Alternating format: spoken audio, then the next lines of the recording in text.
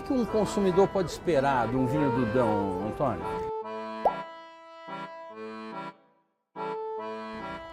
Bom, hoje nós vamos na Naturebas 2018. A Naturebas reúne só aqueles caras radicais, são vinhos orgânicos, ou biodinâmicos ou naturais, aqueles vinhos que são contra os venenos químicos, contra agrotóxico. Aqui está cheio de artesão, aqueles vinhos que são autênticos e expressam sua sinceridade. O pessoal está num momento de montagem agora e nós estamos chegando aqui para ver se conseguimos falar já com alguém. Antônio Lopes Ribeiro, prazer te ver aqui. Vamos aproveitar aqui que eu estou chegando na feira para já falar. O Antônio Lopes Ribeiro é aquele cara lá do Dão que teve um incêndio, acabou com a vinícola dele, acabou com as vinhas dele. Eu vou pedir para você já explicar para o nosso web espectador a respeito do Dão. O que uma pessoa que não conhece direito o Dão deve esperar de um vinho? Você que faz um vinho biodinâmico, portanto não tem uso de adição de nada, é só o vinho com as suas próprias leveduras. O que um consumidor pode esperar de um vinho do Dão, Antônio? Bom, o vinho do Dão é acima de tudo um reflexo daquele lugar. O Dão é uma região de pequena propriedade, uma região muito fragmentada, onde a propriedade está inserida no meio de floresta, e, com muito granito, com alguma argila, mas essencialmente granito, grandes blocos de pedra. E portanto os vinhos obviamente são frescos, são minerais, têm esse lado florestal, porque ela está ali ao lado. E foi por isso também que, infelizmente, no ano passado tivemos o incêndio, porque de facto a vinha está integrada num ecossistema e se o ecossistema entra em desequilíbrio, que foi o caso, foi um incêndio brutal, obviamente nós sofremos. Não perdemos toda a propriedade, felizmente. Você aqui está com vinhos antes do incêndio ou você já tem vinhos sendo feito depois desse... Porque alguma coisa salvou? Exatamente. Inclusive alguns dos vinhos que estão aqui, embora sejam de colheitas anteriores ao incêndio, estavam num armazém que ardeu. Portanto, foram vinhos resgatados desse armazém. Graças a Deus. Que na altura tombou sobre a minha cabeça. A minha cabeça hoje tem um terroir também marcado. Mas tenho várias feridas que foram resultantes desse dia. Mas conseguindo salvar uma parte do vinho engarrafado, que depois foi expedido para o Brasil em dezembro, portanto chegou cá em janeiro. Podem provar os vinhos para perceber que o vinho de facto aguenta muita coisa, inclusive pode aguentar um colapso de uma... Eu vou passar lá depois para provar alguma coisa. E tenho um vinho também, temos uns vinhos sem sulfitos que fizemos no ano passado, um deles foi feito em 2017. O do cachorrinho. Exatamente, sim, tenho um branco e tenho um tinto, o tinto é da colheita anterior, mas zero de SO2. Tem sulfuroso que a própria uva produziu. Portanto, tem uma dose muito... E isso para um leigo, o que significa um vinho sem SO2? Uma pessoa que não conhece direito o vinho, Antônio, o que ele deve esperar de um vinho sem o SO2? Tudo diferente, quer dizer, é sempre, mesmo para o produtor, portanto, eu sou um produtor que trabalhou sempre com vinhos orgânicos, mas, portanto, a partir de uma altura, a partir de 2006, também biodinâmica, mas com a utilização de sulfitos, nomeadamente nos enchimentos. Aqui estamos a falar de um vinho que, porque eu também já conheço vinhos de outros produtores, são uma surpresa constante, mesmo para nós próprios. O vinho é mais livre, né? Exatamente, às vezes a liberdade Aparecem aromas que não se espera, mas que são dele. De tudo. São naturais, são Tanto dele. Pode ser estranho, pode ser bizarro, pode ser... mas são sempre diferenciados e são sempre, como disse ontem na conferência onde estivemos, eu antes de vir para o Brasil estive a fazer uma prova de alguns vinhos que tinha em casa e uma das garrafas de um vinho natural, não é meu, infelizmente não era meu, mas era de um outro produtor, um produtor amigo, estava aberta há 4 anos. E estava lá. Eu tinha lá um resto, uma parte do vinho ainda lá estava na garrafa, que eu fui provando ao longo do tempo, e de facto ele está exatamente igual ao que estava naquela altura. Portanto, pior não está, portanto ele está perfeitamente bebível. Portanto, agora é um vinho muito especial, e, portanto isso é mesmo algo bárbaro, porque é difícil de ter isso num vinho comum, quer dizer, não é possível, quer dizer, só neste tipo de vinhos é que existem esse tipo de coisas. Isso não... Nós vamos depois passar lá, provar e comentar juntos. Ok. Obrigado, Antônio. Obrigado. Sucesso. Obrigado. Nós estamos aqui agora para provar o Bolinha. O Bolinha é aquele vinho dele sem SO2. O SO2 é o anidrido sulfuroso que normalmente se acrescenta no engarrafamento para que o vinho dure mais. Às vezes acrescenta-se até no momento da fermentação, coisa que aqui ninguém faz, porque aqui é um lugar de vinhos naturais, vinhos que não sofrem essa interferência. Então eu vou aqui, Antônio, obrigado por ter servido aqui. Obrigado, Bel. Saúde. Eu queria que você explicasse um pouquinho como é que você fez. Você me falava que foi feito em lagar, que são aqueles tanques abertos onde joga as uvas, as Exatamente. Pessoas pisam. Uma situação bastante tradicional em Portugal e no Dão, mais concretamente. Todas as casas, por norma, tinham uma pequena adega no resto do chão com o lagar. Onde se fazia, portanto, a pisa a pé, portanto a uva é pisada, é destruída, entre aspas, com os pés e fermentam, portanto todo o mosto fermenta em lagar, muito tradicional nos tintos, hoje em dia nos brancos menos, mas antigamente fazia-se todo em lagar. Portanto, no fundo este é o processo dizem que até mais hoje, tradicional, mais arcaico, mais nosso. Mas dizem que até hoje é o melhor processo de esmagamento, Sim, porque suave. o pé não chega a romper as sementes Grainha. que amargaria o vinho, é isso? Claro. A pisa a pé é sempre, quer dizer, por mais que se pise, por mais que se salte, não se consegue destruir a grainha. Portanto, é um trabalho muito suave, muito doce, faz com que a ruptura da película seja também ela muito suave. Portanto, não há introdução de aromas verdes ou aromas mais estranhos que podem estar na grainha.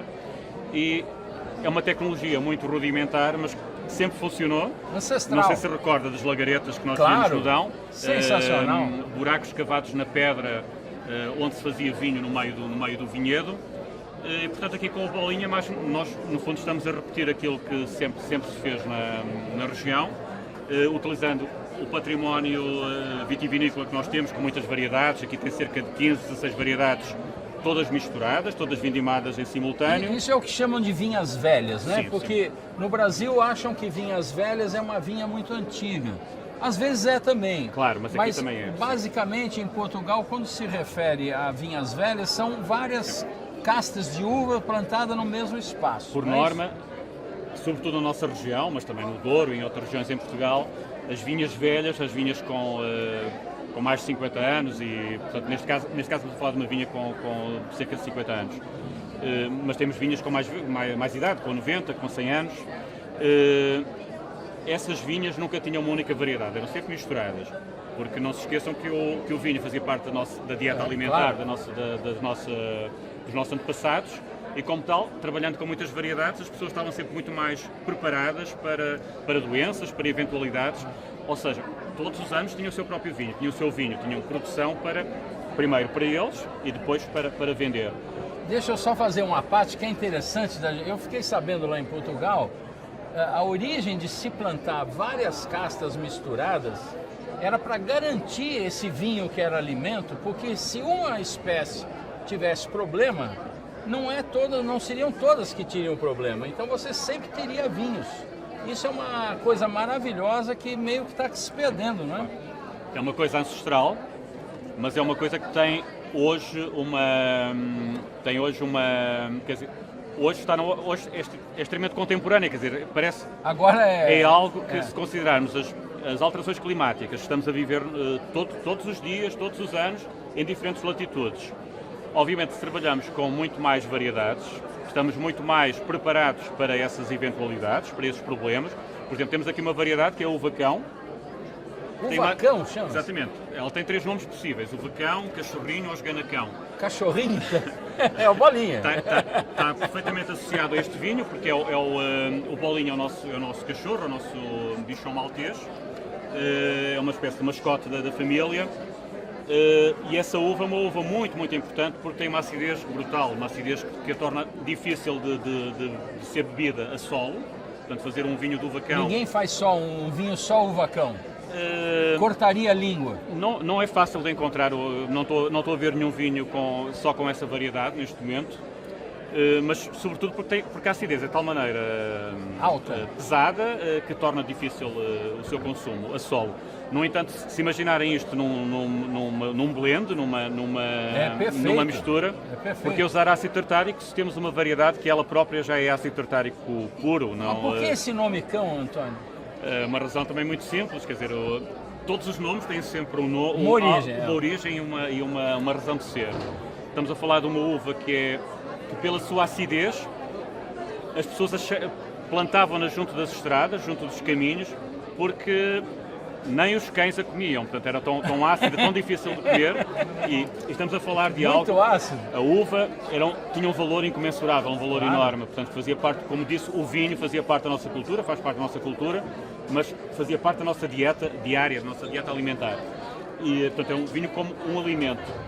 E como tal, ter essas uvas à beira da estrada era uma forma de proteger o vinhedo, porque ninguém roubava, ninguém comia, portanto, nem os cães, claro, muito menos o homem. O Antônio, para não tomar muito tempo seu, eu queria que você que fez o vinho descrevesse para o nosso web espectador como é que esse vinho se apresenta, com o que você comeria. Eu, por exemplo, pego aqui um traço claro de cânfora e de erva doce. Não sei se eu estou enganado, não sei se você concorda ou se isso é desse vinhedo. A erva doce certamente. No meio de outras ervas, são ervas que existem no meio dos vinhedos. Trabalhando um vinhedo de forma ecológica, como nós trabalhamos desde o início de 90, é natural que haja uma grande diversidade de plantas e, portanto, que acabam por se refletir também no vinho. Aqui temos a grande diversidade de variedades, temos mais de 15 variedades, portanto, fermentadas em simultâneo, portanto, com uma grande riqueza de mistura. Temos o engaço também, portanto, é um vinho que foi feito com engaço, com a parte linhosa da uva. 100% de engaço? 100%, exatamente. É mesmo, né? Um lagar ligeiramente protegido, mas também com mais contacto com o oxigênio do que se fosse uma cuba fechada, um depósito fechado. E são todas brancas? Exatamente, sim. São Neste todas caso, brancas. sim. Neste caso é um vinhedo só com uva branca. E tem aqui também aquilo que é uma característica da região do Dão. Tem a acidez, tem o frescor, tem o corpo, sem ser um vinho muito musculado, é um vinho que tem o corpo certo e sobretudo aquele equilíbrio com a acidez, com o frescor, que é bem típico de uma região de granito, de uma região onde a vinha está no meio de floresta, que está em harmonia com uma flora bastante diversa.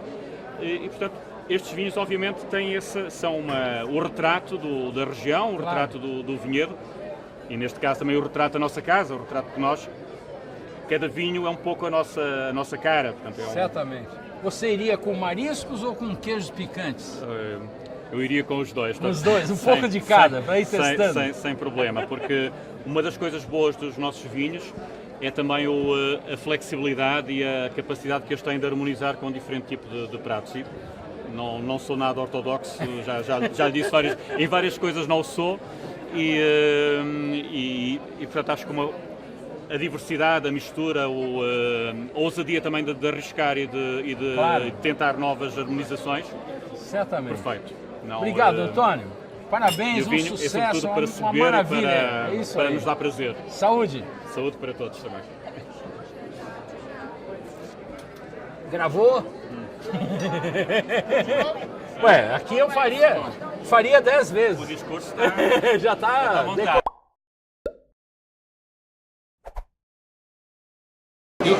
provar? Não, vamos provar. Tem que fazer um treco de novo que ele parou aqui, o gravador. Está parado?